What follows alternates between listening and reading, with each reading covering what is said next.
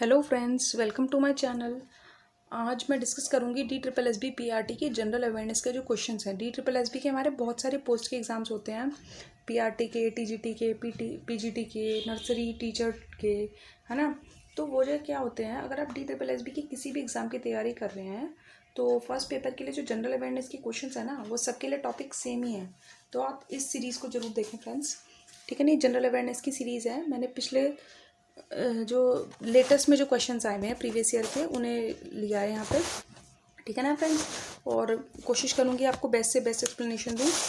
तो चलिए friends, start करते हैं आज का हमारा सेशन। और सेशन अच्छा लगे तो लाइक ज़रूर करें और अपने फ्रेंड्स के साथ शेयर ज़रूर करें और चैनल को सब्सक्राइब भी कर लीजिएगा फ्रेंड्स। चलिए आगे बढ़ते हैं, स्टार्ट करते हैं आज का हमारे सेशन। फर्स्ट क्वेश्चन, प्रत्येक वर्ष ओजोन परत संरक्षण हेतु अंतर्राष्ट्रीय दिवस कब मनाया जाता है ना। हमें बताना है ये जो है international day for conservation of ozone layer, ये जो है कब मनाया जाता है ना। ये जो है हमारा मनाया जाता है 16 सितंबर को, ठीक है ना फ्रेंड्स। अब एक चीज़ बता देती हूँ, ये जो था इसका यूनाइटेड नेशन जनरल असेंबली ने इसको जो है डिक्लेयर किया था इस पर्टिकुलर डे को मनाने के लिए। 19 दिसंबर 1995 में इसको डिक्लेरेशन कर देता कि 16 सितंबर को जो है हमारा ओजोन परत के संरक्षण के लिए अंतर्राष्ट्रीय दिवस मनाया जाया करेगा, ठीक है ना। और 19 दिसंबर को ये डिक्लेयर करा था कि 16 सितंबर को मनाया जाएगा, ठीक है ना। और एक इम्पॉर्टेंट पॉइंट भी है, कई बार एग्जाम से पूछ लिया जाता है, ये मॉन्ट्रियल प्रोटोकॉल कब साइन हुआ था, इसी से रिलेटेड है, ओजोन लेयर से ही। ये जो है 16 सितंबर 1987, ईयर याद रखना, 16 सितंबर ईयर इंपॉर्टेंट है। डेट चाहे भले ही आप मत याद रखो, डेट भी याद रहेगी अगर आपको ओजोन दिवस पता है। ओजोन दिवस है ना 16 सितंबर 1987 को मॉन्ट्रियल प्रोटोकॉल साइन किया गया था ना, ये भी इंपॉर्टेंट है। Montreal protocol was signed in which year, 1987। अच्छा चलिए एक चीज़ और देख लेते हैं, ओजोन परत से रिलेटेड बताती हूँ। ओजोन परत की खोज किसने की थी, तो ओजोन परत की खोज की थी फेब्री चार्ल्स और हेनरी बुसोन ने, ठीक है ना। दोनों का नाम याद रख लीजिएगा, फेब्री चार्ल्स, हेनरी बुसोन। चलिए next question, second question, belt एक बेल्ट और एक सड़क पहल, जिसे एक बेल्ट एक सड़क भी कहा जाता है, हमें बताना है किस पर आधारित परियोजना है। इस पहल के अंतर्गत पुराना रेशम मार्ग पुनर्निर्मित करने की योजना है। ये जो है रेशम मार्ग सिल्क रूट से याद आया होगा आपको चाइना, है ना। तो ये आंसर भी इसका क्या है, चाइना, ठीक है ना फ्रेंड्स। इसका आंसर क्या है, चाइना।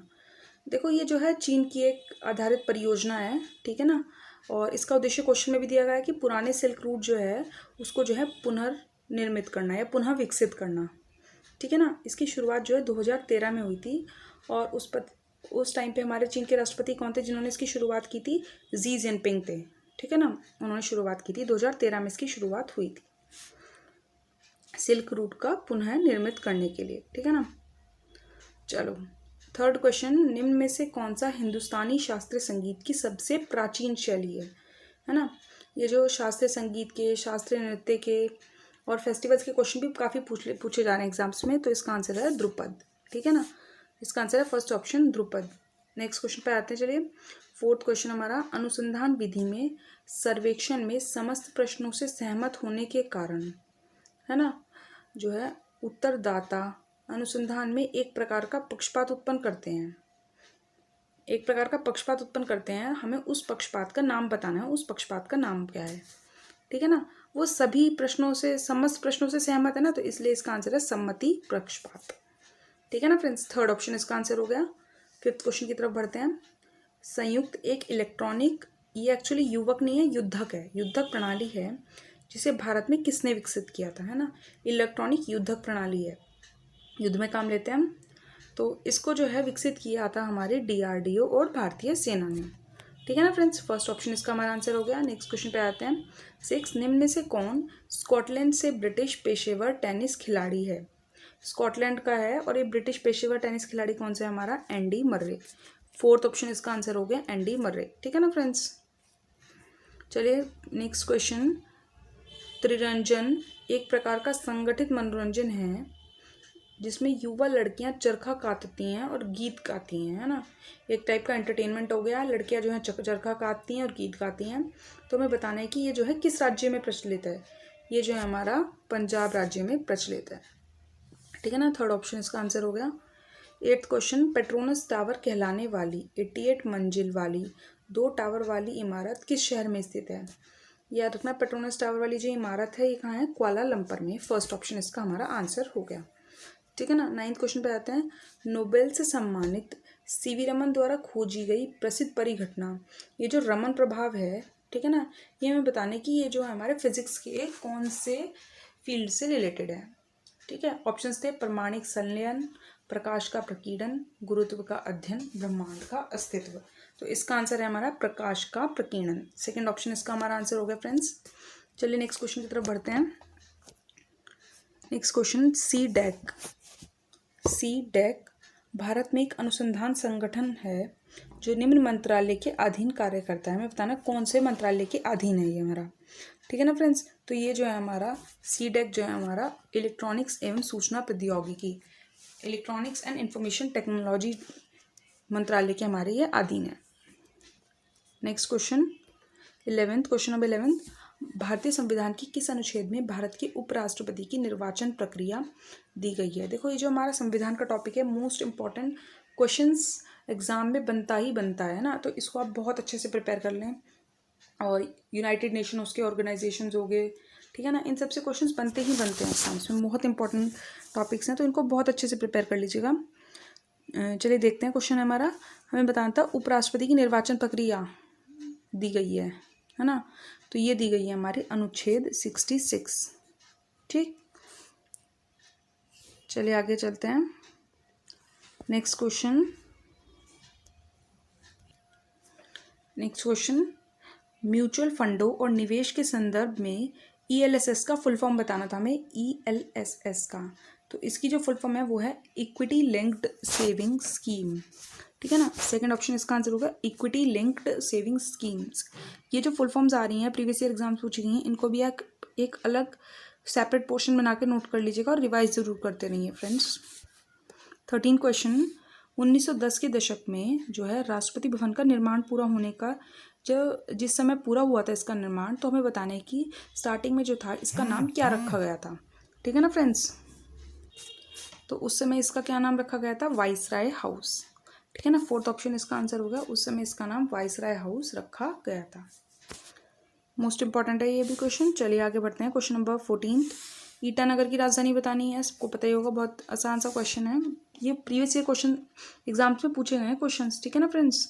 तो इसके आंसर था अरुणाचल प्रदेश, थर्ड ऑप्शन, सबको पता भी होगा ये आंसर क्वेश्चन। तो 15 क्वेश्चन में बताना था वडगाम की संधि जो है, इसमें लिखा है कि 1779 ईयर इन्होंने मेंशन कर दिया। ठीक है ना। तो ये बताना में किसके और अंग्रेजों के बीच हस्ताक्षरित हुई थी, मेन किस किस के बीच हस्ताक्षरित हुई थी। ठीक है ना। देखो इसको पहले थोड़ा सा समझ लीजिए इस क्वेश्चन को। यह समझौता जो है प्रथम मराठा युद्ध हुआ था 1775 से लेके 1782 तक चला था ये। ठीक है ना। 7 साल तक चला था ये युद्ध, प्रथम मराठा युद्ध। तो और ये हुआ किसके बीच था? कर्नल कॉकबर्ग, ये ईस्ट इंडिया कंपनी की तरफ से था, अंग्रेजों की तरफ से था ये कर्नल कॉकबर्ग और मराठा। ठीक है ना। और मराठाओं का नेतृत्व किसने किया था? महादजी सिंधिया और मलराव होलकर ने किया था। ठीक है ना।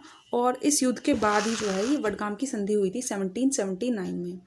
और इस युद्ध में अगर मैं बताऊं जीता कौन था, इस युद्ध में मराठा जीते थे और अंग्रेज हार गए थे।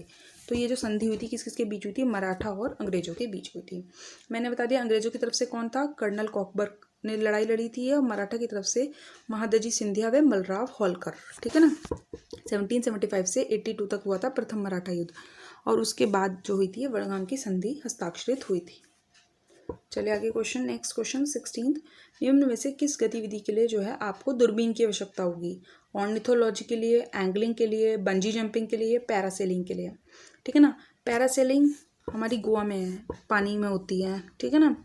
सेलिंग, बंजी जंपिंग ऊपर से एयर से नीचे कूदते हैं, उससे रिलेटेड है। ठीक है ना। एंगलिंग अलग हो गया। तो ये हमारा जो दूरबीन की आवश्यकता पड़ती है ऑर्निथोलॉजी में पड़ती है। इसका आंसर हो गया फर्स्ट ऑप्शन ऑर्निथोलॉजी, पक्षी विज्ञान। ठीक है ना। नेक्स्ट क्वेश्चन, भारतीय नौसेना के दक्षिणी नौसैन्य कमान का मुख्यालय बताना है हमें, है ना। तो इसका आंसर है हमारा कोची में। जो भारतीय हमारी नौसेना है इसके दक्षिणी नौसैन्य कमान का मुख्यालय जो है कोची में। ठीक है ना। साउथ का जो मुख्यालय है। चलिए फ्रेंड्स आगे बढ़ते हैं नेक्स्ट क्वेश्चन की तरफ। निम्न में से कौन सी रेगिस्तानी मृदा के बारे में हमें बताना है कि सच नहीं है। ठीक है ना, रेगिस्तान में जो हमारी मिट्टी पाई जाती है उसके बारे में हमें देखना है कि कौन से फैक्ट्स सही हैं कौन से फैक्ट्स गलत हैं। एरिड और सेमी एरिड स्थितियों के तहत देखा गया है, बिल्कुल ठीक है, ये पॉइंट है ना। नाइट्रोजन अपर्याप्त मात्रा में होता है इनमें, और फॉस्फोरस जो होता है नॉर्मल होता है, सामान्य होता है। ठीक है ना। नमी और धारण की कमी, नमी और धारण की कमी, नमक की कम मात्रा। देखो ये जो नमी और धारण की कमी, नमक की कम मात्रा, तो इसका आंसर है नमक की कम मात्रा, है ना। नमक की जो होती है मात्रा ज़्यादा होती है जो रेगिस्तानी मृदा होती है हमारी। ठीक है ना, तो ये फ्रेंड्स सेकंड ऑप्शन हमारा रॉन्ग हो गया इसमें, तो ये हमारा आंसर है। सेकंड क्वेश्चन पे आते हैं। क्वेश्चन नंबर जो डले हुए हैं आप इस पर मत फोकस कीजिए। ठीक है ना फ्रेंड्स, देखते रहिए क्वेश्चंस। महासागर में गर्त की सबसे बड़ी संख्या है ना, तो इसका आंसर है हमारा प्रशांत महासागर। ठीक है ना, चलिए नेक्स्ट क्वेश्चन की तरफ बढ़ते हैं। थर्ड क्वेश्चन, माई अनफॉरगेटेबल मेमोरीज, ये हमें बताना था किसकी आत्मकथा है ये, माई अनफॉरगेटेबल मेमोरीज। तो ये जो हमारी है ममता बनर्जी की आत्मकथा है। ठीक है ना friends, Mamata Banerjee, fourth option इसका हमारा आंसर हो गया ममता बनर्जी। चलिए नेक्स्ट क्वेश्चन, संविधान का अनुच्छेद 19 सभी नागरिकों को अधिकारों की गारंटी देता है। देखो ये बता देती हूँ मैं, ये सबको पता है, 6 फंडामेंटल राइट्स, 6 मूल अधिकार हमें दिए गए हैं हमारे संविधान द्वारा। ठीक है ना, 6 फंडामेंटल राइट्स दिए गए हैं, और इससे रिलेटेड समझ लीजिए जो हमारे संविधान में हमें मूल अधिकार दिए गए हैं ये कौन से पार्ट में है, हमारे कॉन्स्टिट्यूशन के पार्ट 3 में। ठीक है ना, और अनुच्छेद कहाँ से लेके कहाँ तक है, 12 से लेके 35 तक। ठीक है फ्रेंड्स, चलिए आगे बढ़ते हैं। और चलिए देखिए एक पॉइंट और देख लीजिए, ये किस देश के संविधान से लिए गए हैं, ये जो है हमारे अमेरिका, है ना, संयुक्त राज्य अमेरिका के संविधान से लिए गए हैं। फिफ्थ, संयुक्त राष्ट्र जनसंख्या कोष, हमें बताना है इसका मुख्यालय कहाँ स्थित है। UNFPA, इंग्लिश में अगर कहें तो उसका फुल फॉर्म हो जाएगी यूनाइटेड नेशन पॉपुलेशन फंड। ठीक है ना, और इसका हेड ऑफिस जो है वो कहाँ है, न्यूयॉर्क में। फर्स्ट ऑप्शन इसका हमारा आंसर होगा न्यूयॉर्क। चलिए आगे बढ़ते हैं नेक्स्ट क्वेश्चन की तरफ। चेरा बताना है हमें कहाँ का लोक नृत्य है, तो ये जो है हमारा मिजोरम का है। ठीक है ना, लोक नृत्य वाले क्वेश्चन भी बहुत अच्छे से प्रिपेयर कर लेना फ्रेंड्स। नेक्स्ट क्वेश्चन, इस प्रसिद्ध व्यक्तित्व को 1915 में जो है नाइटहुड से सम्मानित किया गया था। ठीक, लेकिन जब 1919 में जलियांवाला बाग हत्याकांड हुआ तो इसके विरोध में जो है इन्हें जो नाइटहुड सम्मान मिला था इन्होंने इसको वापस कर दिया था। तो हमें बताने कि वह प्रसिद्ध व्यक्तित्व कौन था, तो वह थे हमारे रविंद्रनाथ टैगोर। ठीक है ना फ्रेंड्स, चलिए आगे बढ़ते हैं। क्वेश्चन नंबर 11, नेक्स्ट क्वेश्चन, अपनी टेस्ट क्रिकेट टीम की कप्तानी करने वाले सबसे युवा भारतीय खिलाड़ी में बताने हैं कौन है। ठीक फ्रेंड्स, तो इसका ये थे हमारे मसूर अली पटौदी, है ना, मसूर अली खान पटौदी। ये जो है टेस्ट क्रिकेट टीम की कप्तानी करने वाले सबसे युवा भारतीय खिलाड़ी हैं हमारे मसूर अली खान पटौदी। ये जो फर्स्ट वाले क्वेश्चन हो जाते हैं कि फर्स्ट युवा भारतीय या फर्स्ट भारतीय कौन है इस पर्टिकुलर काम को करने वाला, इस टाइप के क्वेश्चन बहुत इंपॉर्टेंट हो जाते हैं एग्जामिनेशन पॉइंट ऑफ व्यू से। ठीक है ना फ्रेंड्स, नेक्स्ट क्वेश्चन, प्राथमिक भूमि विकास बैंक हमें बताना है कौन से लेवल पर संचालित है ना, स्टेट लेवल पर, डिस्ट्रिक्ट लेवल पर, नेशनल लेवल पर।